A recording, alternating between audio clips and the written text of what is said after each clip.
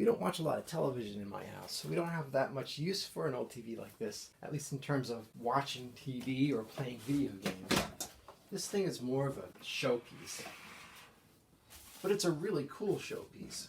It would be nice if I did get it working, but the electronics in here, especially because it's high voltage, is just a little bit beyond my ability, and I don't have the equipment to do it safely. Now you can see there's some wear here. It's not too bad, to be honest. Right here on this decorative retainer, there's a crack in the glass. I think I can patch that up so that you can't really see the crack. We'll see. But as long as it's not too noticeable, I think we're fine. This grill just needs a little bit of cleaning up here. Did someone carve that in there? That's frustrating. Surprisingly, I have all of the knobs. They fell off as soon as I put the TV down on the floor, but somehow they didn't fall off in the 72 years before that moment. Yeah, it's filthy, but it's 72 years old. You have to be careful with old CRT televisions like this. There's a high voltage that could be a few thousand volts, so you don't want to be touching that. That could easily stop your heart. The safe way to do it is to make sure it's discharged. There's a hidden terminal on the other side that's covered with a rubber gasket. If you touch that terminal to a metal part of the chassis, that will discharge the tube and it'll be safe to work with. The high voltage part of the circuitry is housed in this high voltage cage over here. This keeps you from killing yourself, I suppose, unless you're the kind of bozo who opens it up. Looks like somebody's already been in here. There's some missing screws here. It's hard to see. Oh, it's beautiful though. This is particularly dirty because the high voltage attracts the dust like a magnet. The static electricity causes the dust to cling on to this, and it accumulates over time. So often this is the dirtiest part of the machine, even though it's covered up inside of this chassis. Underneath, in this metal part, beneath this box, is a whole rat's nest of capacitors and resistors. In this era, they didn't use circuit boards as we do today. They would often just connect components in the air. You can see a little bit of that up here already. Just turn this around. If you look here and here, a professional would have a machine that would test whether the tube is still good or not. If the tube is still good, chances are you can replace enough of these components to make this thing work again. I've stripped it down and I've sanded it. I cleaned it up quite a bit. I've disassembled the front, filled in with wood filler any nicks and cracks. Getting this varnish off was really hard.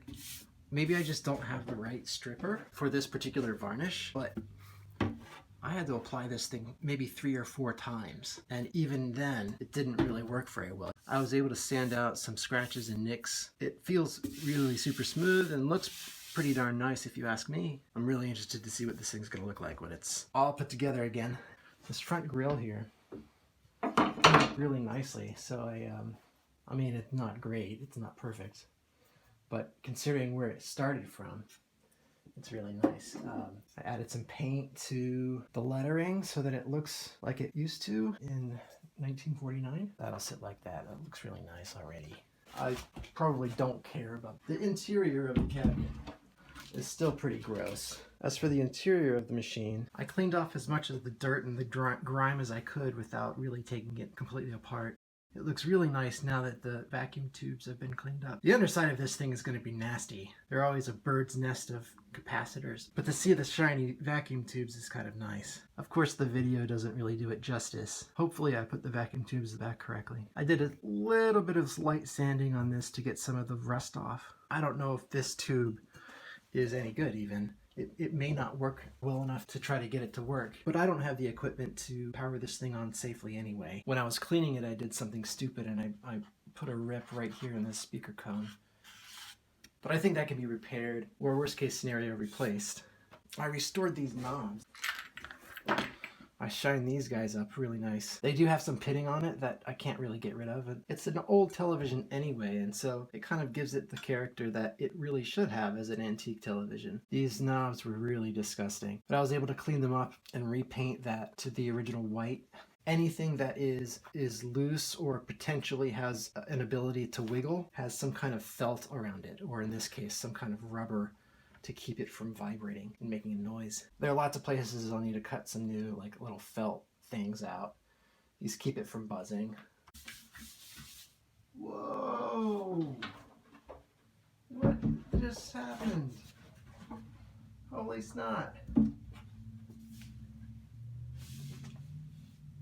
Oh no.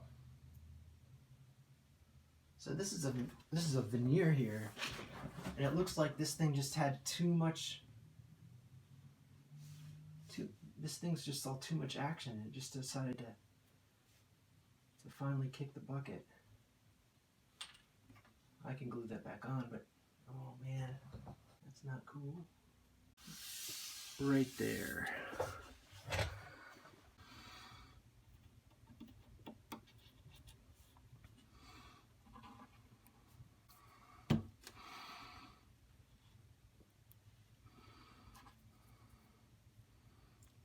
I want to squish this so that glue just gets into all of those little nooks and crannies, microscopic little holes there.